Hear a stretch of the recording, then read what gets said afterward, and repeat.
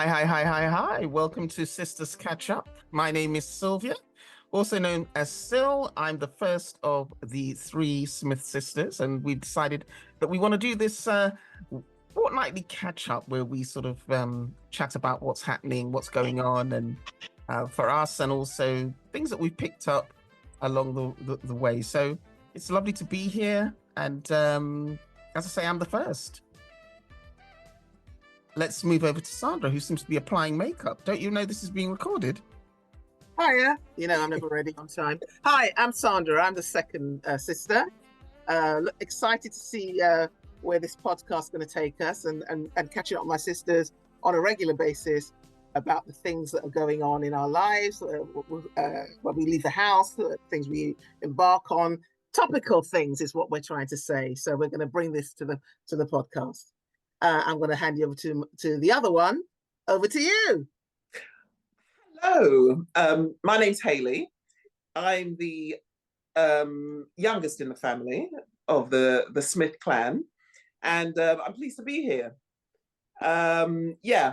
Interested to see where our conversations take us, the highs, the lows, the ins, the outs. It's going to be no bars here, so everything is open for discussion, and we're hoping to have lots of fun, lots of bants, as in banter, and see where it goes. Trying to sound young. As we were chatting there, I was just thinking it's probably important to say how it is that this thing emerged. And remember back in the day when we were going to the gym, we used to go to the gym fairly regularly, and we used to do a little filming of our sort of arrival, not necessarily, sometimes on the journey and sometimes our arrival at the gym.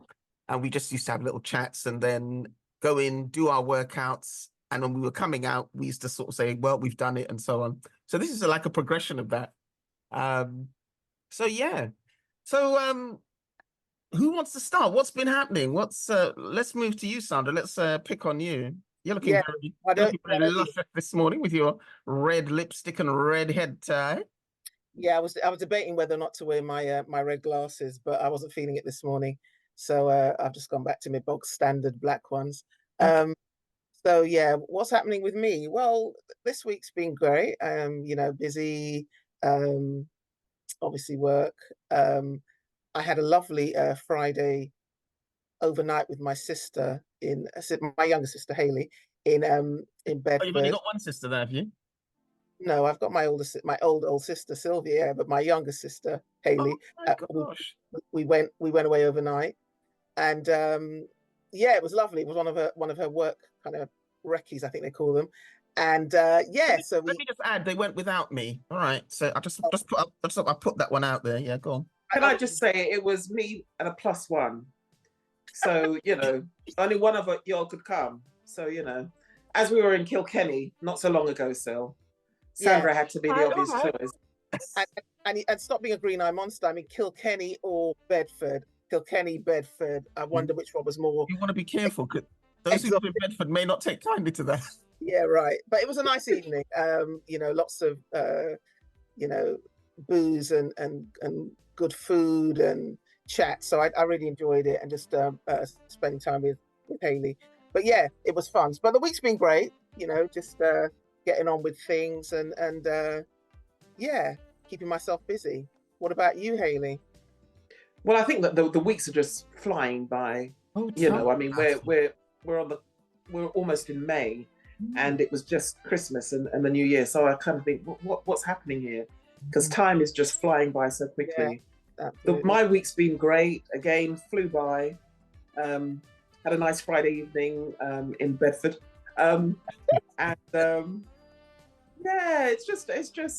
it's just amazing how time flies when you're having fun. They say, but I don't know about that. I think when you're getting old. And in terms of the business thing, it's like the first. Was that Q1 we just been through, or Q4? Well, no, it depends on how you're looking at it. Financial year, it would be we're in Q1. Okay. Look at the calendar year, it's already gone by. Yeah. Wow. Well, I mean, it depends whether you're taking the US or Europe, because I work for a US company and we're in Q4. Really? So yeah, Q4. So I don't know. I don't know how it works. How's that work then? I don't even get that. I don't know. I'll just go with what's said. Just as you're told, just as you're told. Exactly. Okay. So thanks for that. I mean, I'll sort of quickly add, and I was saying this last night because we were with our parents, making their lives hell, and we were I was sort of saying that my week has been quite sedentary, and because I said sedentary, my son and my sister thought it was highly amusing because they're always accusing me of, being a bit verbose, a bit extra with my language and so on. But it was very sedentary last week. I was doing I checked my diary and I didn't leave the house once to go to work. Okay. Everything I did. When you say sedentary, do you mean that you didn't do much? No. Oh, okay. No, don't be rude. I mean, I'll let her explain. I was going to jump in. Go on. Mm-hmm. Yeah, I was sitting down a lot and getting a lot of cramp in different places because of all this sitting down. I did try to stand up occasionally, to stretch, but yeah, that's what I meant. All right. Okay, I just thought that you might have meant that you just didn't do much, which wouldn't have been uncommon. No, I jest, because you're always busy. I'm only kidding, still. You're always busy. I feel so hurt. Well, actually, Pearl, it's not about always busy, always making herself busy. Because I think sometimes she could slow down, but you know our sister. Yeah. Always have to fill that quiet time. Yeah. Well, let me just interject there and say I've got a lot better. Okay. Yes, you have. Yeah. I spent about 3 months in the Caribbean. Oh, we must talk a bit about the Caribbean, mustn't we? I spent 3 months in the Caribbean where, although I did do a bit of work, but it was very, very, very slow. And I really appreciated that. So I think I'm getting the message finally. Yeah. I mean, I, on the other hand, I like to have time to do nothing. And if I choose to do it on the cuff or at that time, that's fine. I don't like to schedule in too much. I don't like to feel obliged to do something that, because I can change my mind quite quickly. I'm called flippy floppy. Yeah. And sometimes I definitely am coming towards that way of thinking. Yeah. Sometimes I'm up for it when the plan's made. It's like, oh yeah, this will be fun. And then when the time is here, it's like, oh God, I can't be bothered. So as a result of that, I try not to schedule things in too much in because I might not feel like it at the time. I sit somewhere in between that. I think I really value downtime. I think I have to find time for myself because it allows me to function at my optimum when I do slow down, reflect, not plan necessarily, but just it's a feeling thing for me. Just to kind of get to that space where I'm feeling recharged, and then I go full throttle when I kind of come out again. So I recognize that's how I function, and it has to happen on a regular basis. I kind of I know that if I keep going, I'm going to probably hit burnout at some point. So my thing is about slowing down, recharging, and then coming back in with my kind of ideas and creativity. So it's important that I take time out. So that's me. Yeah, that's reminding me this whole topic of I've just become part of a book club. In fact, I'm actually leading the book club with some colleagues of mine, a group I'm a part of, and there's a book that we're reading at the moment called Rest is Resistance by Trisha Hersey. And stop it, Sylvia, stop it. And I just pressed it, it started playing it. But it's an audiobook. An audio book, but so good. I would really recommend it because it's really talking about, particularly for Black women, we give time to rest, prioritize rest. Prioritize. That's such an important theme, I think, for Black women. And I think the point is that historically we haven't been afforded that luxury, but we have to look to ourselves to kind of permit ourselves to take time out. Nothing wrong with that. It's important, and just understanding the way that you tick. But when you think about it, stop going against the grain. Go on. Yeah, our community, we're very much into hard work. and you've got to work hard and hard work. And I think that hasn't always served us very well. It's contributed to a lot of us being unwell, as you say, burnt out. And we need to watch that. We've got some conditions in our community where, a lot of it's to do with stress and overworking and perhaps not taking care of ourselves properly and so on. I mean, I must admit, from a very young age, I've never subscribed to hard work as a prerequisite for a good life. We know that, don't we? I believe in working smart, and I think I've always worked smart to get what I want, but hard work. You think you're smart, don't you? Well, I am smart, but I think it's as bad as the comedians on Friday. I'm sorry, go ahead. Heckling. And I mean, I'm not saying that, I'm not lazy. Not much anyway. But and I think it also depends on where you fall in the family. I mean, I'm the youngest of four. We had a brother who's no longer with us, but I was the youngest of four growing up. So there were very few demands placed on me. So I grew up in that space. So when I became an adult, I tried to live my life without allowing demands to be placed on me. And it served me quite well, To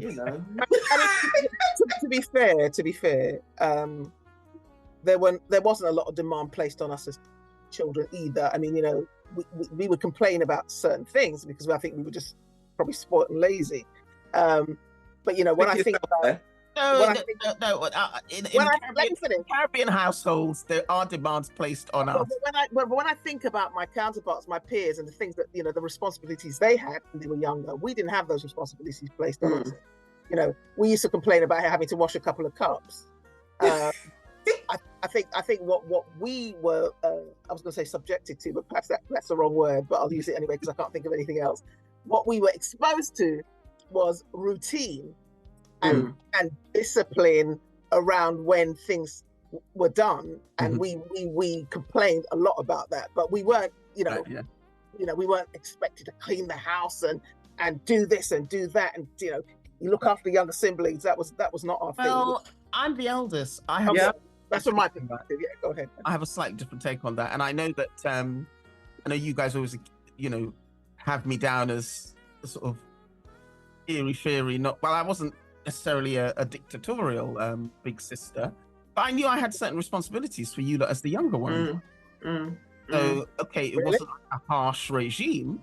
I was never great at cooking. Mother never really allowed me into the kitchen for fear of what might happen. But so I just interject there when you remember when you nearly burnt the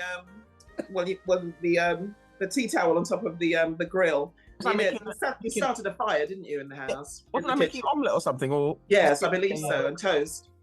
She was making omelette. I tried to forget that. That's not important. But so yes, but I think as the eldest, you do have some degree of responsibility. I remember I had to iron you lot school clothes and what have you, until I began to say, look, you lot need to do it yourselves, really. And I think I thought you lot to get on with it. But so I did have a few more responsibilities as the eldest. Yeah. And I and as the youngest, I don't feel I had very many responsibilities at all. And I was able to get away with most things because I didn't really like housework or anything that sort of like I had to, I just like to sit around and paint my nails and keep myself clean and tidy, That was your mission in life, wasn't it? Yeah, that's right. Oh my gosh. People may be wondering why we kind of jump in and out of a southern accent and a northern accent, and it's because we spent some time in the north and we've also spent time in the south, so that's why that happens. The UK you're talking about? In the UK, yeah, absolutely, in the UK. As the middle child, one of the middle children. One of the middle children, but our brother, boys were allowed to do certain things when they were younger, so he got away with a lot in terms of, he had time to pursue certain pursuits. I'm not, I'm saying it like as though we didn't have time to do that. I mean, of course we, there was things we were involved in, outside of school and so on. But I didn't really feel that pressure. I think I'm a bit more, I don't want to use the word domesticated, but I got on with things because, you wanted a clean house, you wanted a clean room. But I didn't feel that there was a huge amount of pressure on me. I just know that I was probably quite lazy like my other siblings. So when Saturday came up, we had to do the kind of big clean. Oh, God. My mindset was just get this out of the way so I can get on and have fun. It was like the end of the world every Saturday for me. Sorry? It was like the end of the world every Saturday morning for me. It's like, oh my God, we've got to clean the house. I'm sorry, I can't say I can romanticize that. I just did not enjoy that. But when you think about it, what we're actually talking about, maybe a couple of hours. But it felt like, half the day or the whole day we were spending. As children, you got a different concept of time, haven't you? Look at we're older women now, and we're talking about how quickly time is going. As a child, a couple of hours is an eternity. Yeah. And I mean, I still didn't even have to do much within those couple of hours, but it was still the end of the world for me. So, oh my God! I think the point is you didn't do much, but you were expected to do things. You would kind of linger around the periphery. So you'd be told at some point, "Oh, go and sit down, girls. Go and sit down." And yeah. Let the others get on with it. And every weekend that used to go on. So I was always baffled how you got away with it. But anyway. It is what it is. Can you hear the resentment still on my chest when I'm talking? That's sitting on your chest. You're carrying grudge. Okay, so in a way, what we've just been chatting about are things to do with our childhood. From time to time, that's going to come up in our little conversations. And it's really nice to sort of obviously have spent my life with my two sisters, and there are things that are familiar. There are things that we will see differently because of our places in the family. So yeah, that's the sort of stuff that we'll be chatting about as we go through. One of the things that we wanted to talk about today, this is an introductory episode where hopefully you'll get to know us a bit better over time. But one of the things we wanted to talk about today was a recent theatre visit that we went on, the three of us. Perhaps, Hayley, you can tell us a bit about why it was that you booked that theatre trip, and possibly what you were hoping we were going to get out of it. Well, it was at a theatre local to Northwest London, and the write-up sounded quite interesting. They had sort of like promotional tickets, so we weren't breaking the bank, and I thought, oh, this would be I think it was Friday evening as well. Mm-hmm. Yeah, this would be a nice, after work on a Friday, taking a show and a bit of bonding time, sister bonding time, maybe have a drink before or after, and then, head home after. So it was in Northwest London. It was one of the smaller theatres, which I like, rather than, the big West End theatres where you're just a dot. So... You can say the name of the theatre? Kiln. Okay, it's the Kiln in Kilburn. Mm-hmm. So, I reached out to my sisters, asked them if they were interested, sent them the verbiage and what it was about. They both said, oh yeah, that'd be nice. Let's do that. Well, there was a bit more resistance from Sylvia, but Sandra was up for it the moment I suggested it. How you mean? Well, you were somewhat resistant, but then you sort of said in the okay, yeah. I think it was fear of missing out. She that's why she does. She does have FOMO. She does have FOMO. So you lot are so out of order. She agreed. I remember that. I remember that. No, anyway, she agreed to come along. So I booked the tickets, and Friday swung around, and we usually when you're going into London nowadays, it's just easier to take public transport. But it was a Friday evening. Kilburn, we were confident that we would find parking. So Sylvia drove. So Sylvia came and met me, or I met Sylvia, and then we went to pick Sandra up. Yes. Yeah. And then we headed to Kilburn, and we found a parking spot straight away. And that's how the evening began. So yeah, I don't know if one of you want to take over as to your experience. From there, what happened when we actually got to the theatre? I pick up me. Yeah. Okay, so we got to the theatre and we were on time, which is good. So anyway, we I don't think we had any drinks. I think we just went into the what do they call that place? We just went in. We went into the theatre. Anyway, the play began and oh, actually, first of all, the theatre was quite cold and quite cramped in terms of the seating, but yeah, that side it was fine. And then the play began, and I should have known quite early on into the play when the particular actors, the main actors, began to swear profusely, and I thought, what is this? And this young, maybe we should say what the play was. We didn't. I don't say that. Okay. And then I thought, oh God,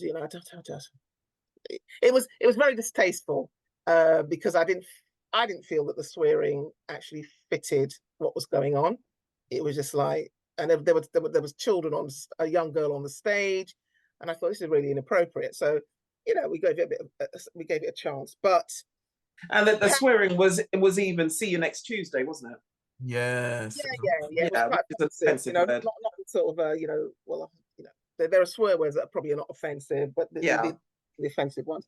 Anyway, so I still listen to stuff, but it was kind of manic. So they were talking very quickly, and there was a lot of movement on the stage. There was something quite arty about it. I like the way it was kind of staged, and the props were quite clever in the way that they kind of brought us in. But then I found myself nodding off.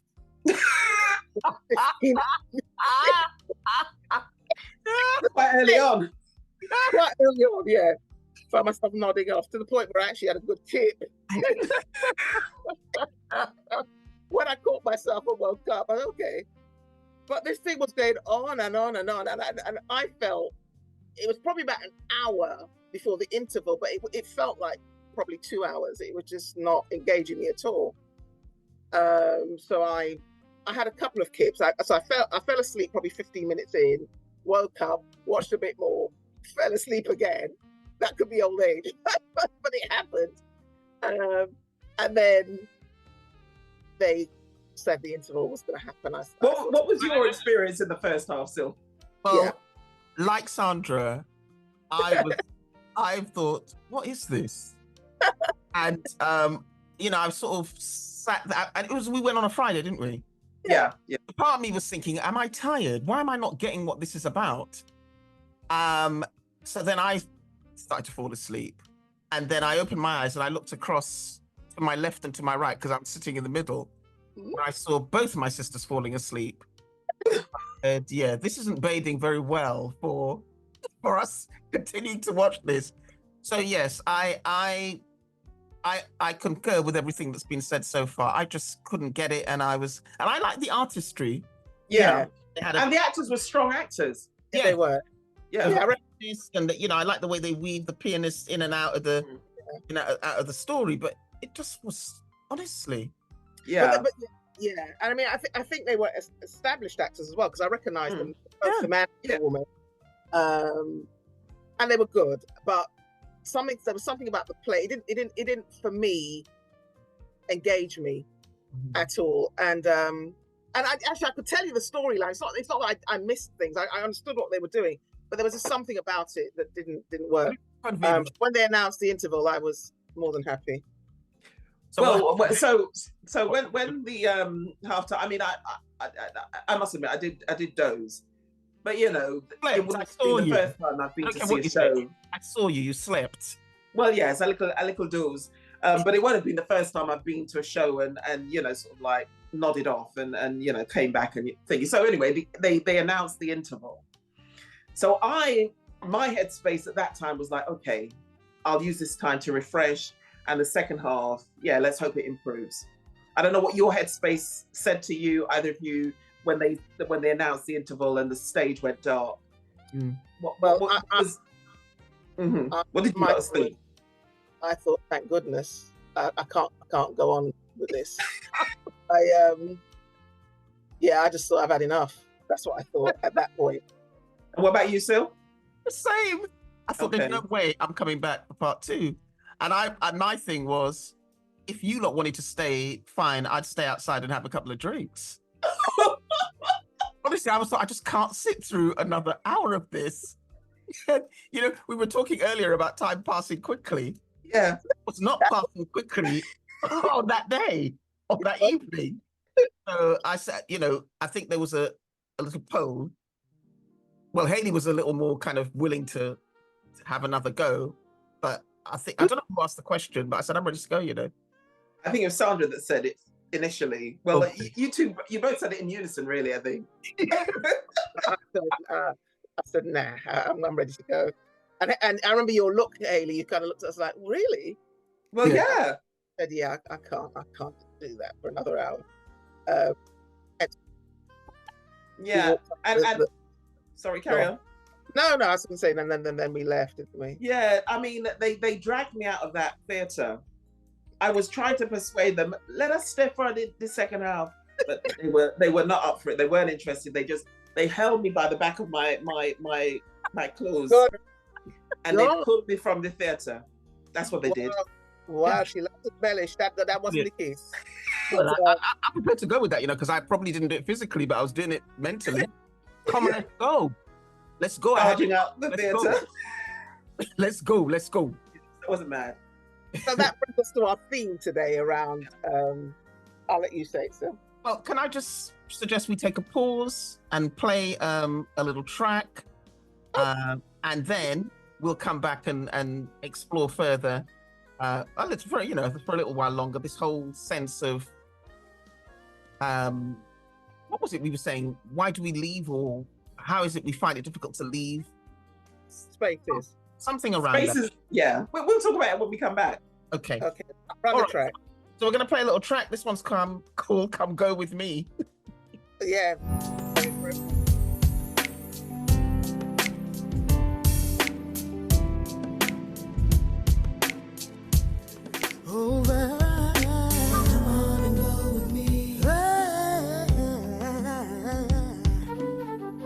Wow, what a tune. Mesa with Come Go With Me.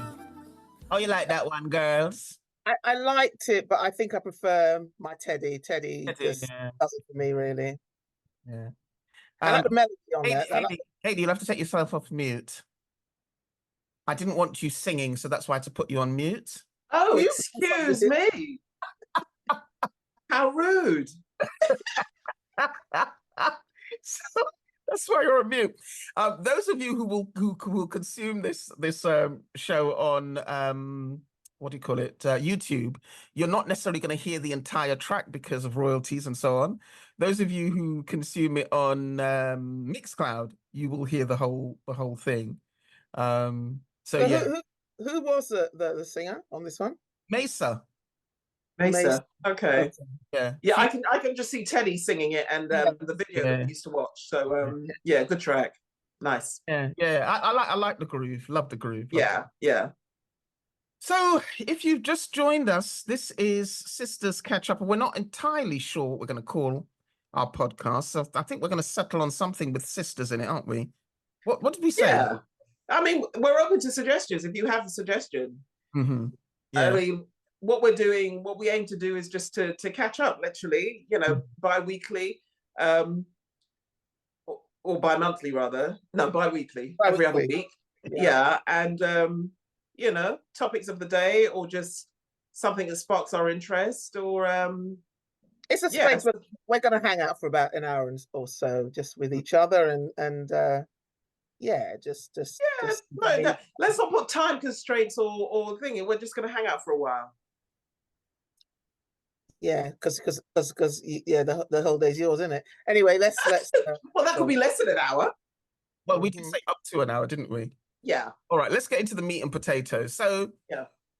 Before we had the track, we were talking a bit about a recent experience at the theatre, but it also got us thinking more broadly about how we and why we leave spaces, why we sometimes find it difficult to leave spaces, why we sometimes find it easier to leave spaces. How does it and we just thought that it could apply to lots of different scenarios. Our chat was really, wasn't it? Yeah. Who because in my mind, that theatre trip, it did, even though I was, somewhat bored, it didn't occur to me, okay, at halftime we're going to go. That wasn't on my radar at all. And it begs the question, why? If I was bored or it wasn't engaging me, that should be a natural thing. Okay, I'm going to leave this space because it isn't feeding anything in me. Why didn't even? Well, I don't know why it didn't even cross my mind. I think one of the reasons, perhaps, and it's only a perhaps, is that we often stay in spaces that isn't serving us because we think it might get better or something's going to change. So we linger for longer than we should be. Now, I, on the other hand, don't have a problem if I'm bored and something's not engaging me. I know that, I just haven't got time for it. And I'm not saying it's right necessarily, because perhaps sometimes I leave a space prematurely and I don't give it time. But very often I go in, probably in the first 15 minutes to half an hour, if you haven't engaged me yet, then the question comes up, will I stay or will I go? And I'm not saying I don't stay sometimes, sometimes I feel obligated. But if I have a choice in it, I probably would leave. For me, that's the first time I've actually left the theatre at the interval. It's not the worst play I've seen, because I've seen other plays where clearly I should have left. But I don't know. I just feel I'm at a stage in life where I'm going to perhaps do more of that. If something served me, I will get up and go. And I think I was more of we'll give it a chance. Let's see what happens. And, it may get better. But, if I'm brutally honest, at this stage in my life, as an older woman, I do kind of feel if it's not doing it, I'm going to get up and go. And I think that I can apply that to lots of things. It's not always easy. It's not always appropriate either. Sometimes you do have to give things a chance. And sometimes we kind of linger in spaces that really isn't good for us. And to our detriment as well.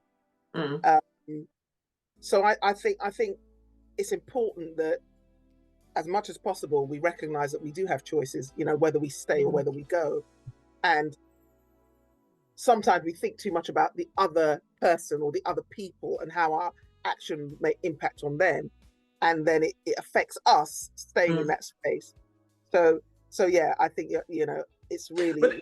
And I think it also takes a bit of confidence as well to actually make that decision and act on that decision.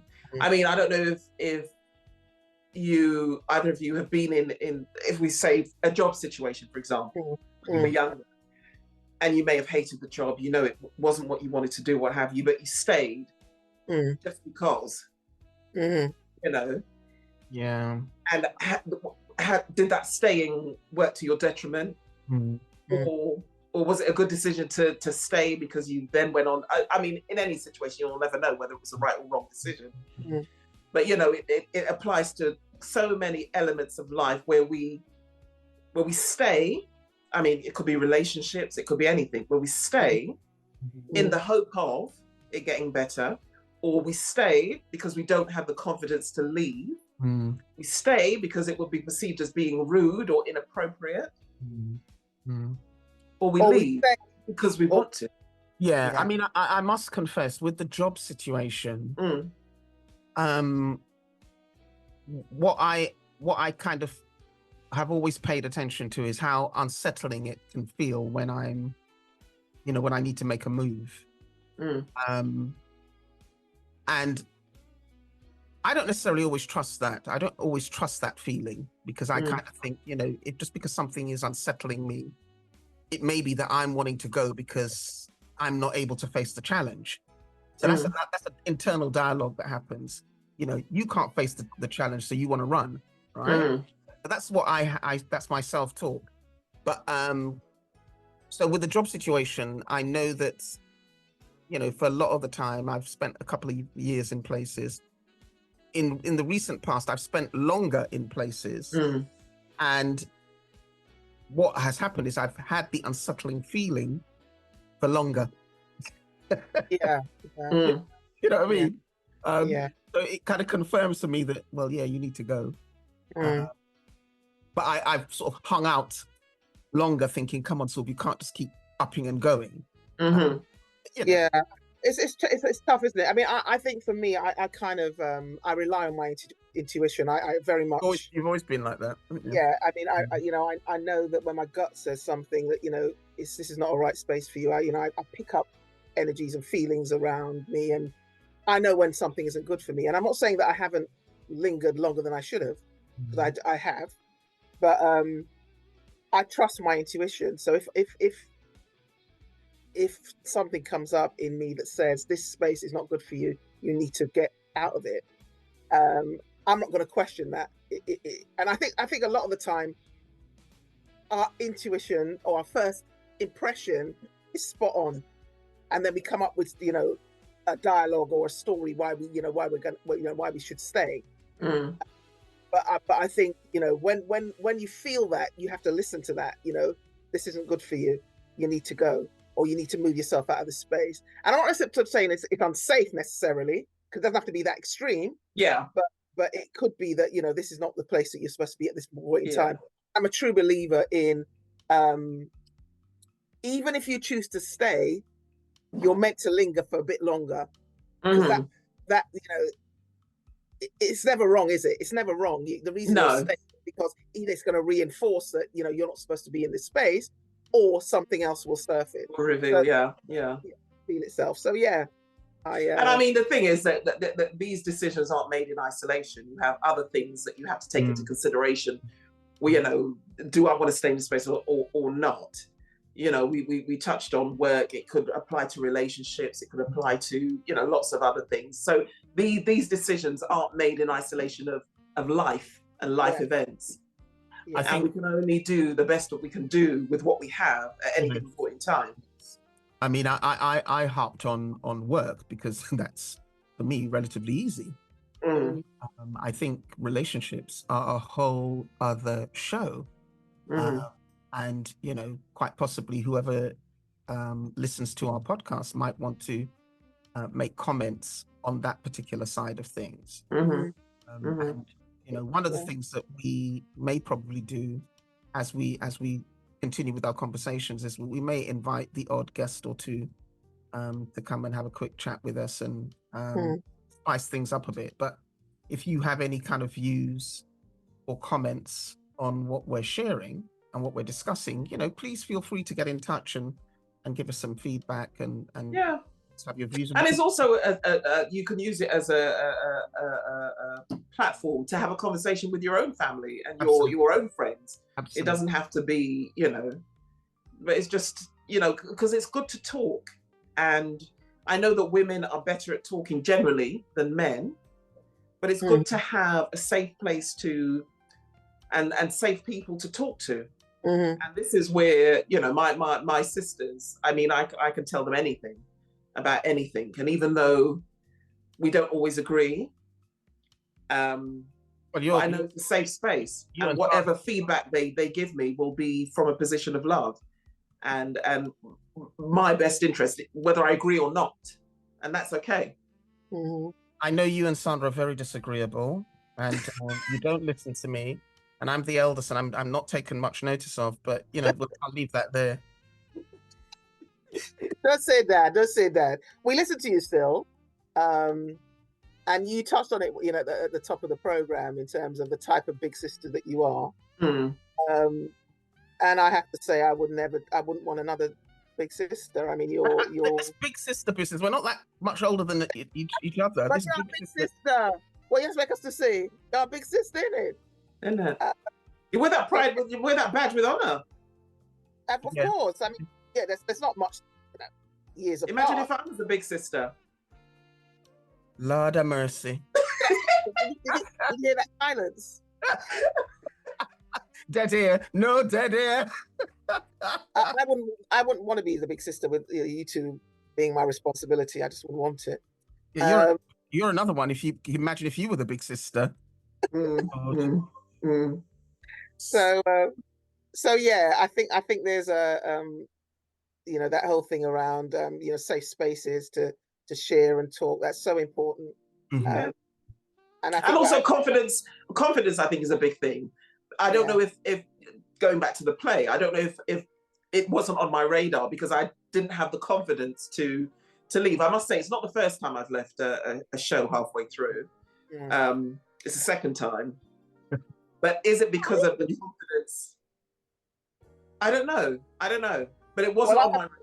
Yeah, I haven't got a problem. I mean, I would get up in the middle and say, "Excuse me, can I get past?" Excuse me. The middle of a row. You don't have no manners. You don't have no manners. You wouldn't even wait for the intermission. That's another thing. Why did we feel compelled to wait for the break? Because of manners. Okay. I mean, I personally would have felt a bit too embarrassed to leave before the intermission. To be honest, I would have felt a bit too embarrassed. But I thought the intermission was a good segue to just say, "All right." Yeah. I mean, for me, I wouldn't. If I were bored enough, I'd get up and go. I think it was a good, break for us to sort of whether we're going or we're staying. I think there's something about I respect the art. I know it's not. Yeah. It's not easy to get up on stage and perform and entertain people. So I respect what they're doing. Yeah. And I'm not going to deliberately insult that, their effort. But trust me, if I were bored enough and that thing was going to run off any much longer, I would have got up and left. Well, okay, we've gone back onto that poor play, but again, that's another metaphor, I think, for life as well. Your timing is everything, isn't it? When you go. If we're talking about relationships, sometimes it's about the children, sometimes it's about, whatever else may be going on. When is the right time? And that's a rhetorical question. It's not really a answer, but those are things you consider. Sorry? I said the right time is the right time. Yeah. And what is time? We got down a rabbit hole with that conversation. Okay. Another podcast. All right. Well, listen. Time is moving on, Yes. And I think we need to say our goodbyes, and I've got another track I want to play as we go. But anything else to say before we go? Well, I'm excited about what's to come. I think the time does fly, doesn't it? Because I'm actually quite chilled. It's Sunday. I'm drinking my oat spiced pumpkin milk, and it's delightful. I'm chatting with my sisters. Mouthful, isn't it? Sorry? It's a mouthful. So that concoction, how long is that going to? Is that going to take you up to lunchtime or something? Good Lord, you've got a lot in there, haven't you? No, I didn't get up in a time fashion, so I didn't fit in breakfast before the show. But I'll time it differently. You saw me putting on my makeup when we came on, so that explains it all. So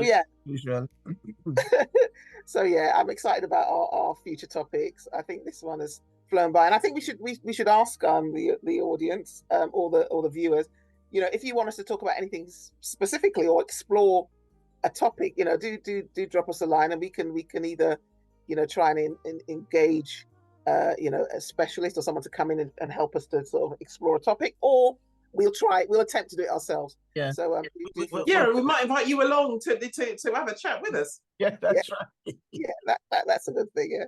Mm-hmm. Any final words from you, Hayley Smith? Well, I'd say we'll talk. We'll talk. Yeah. We'll talk.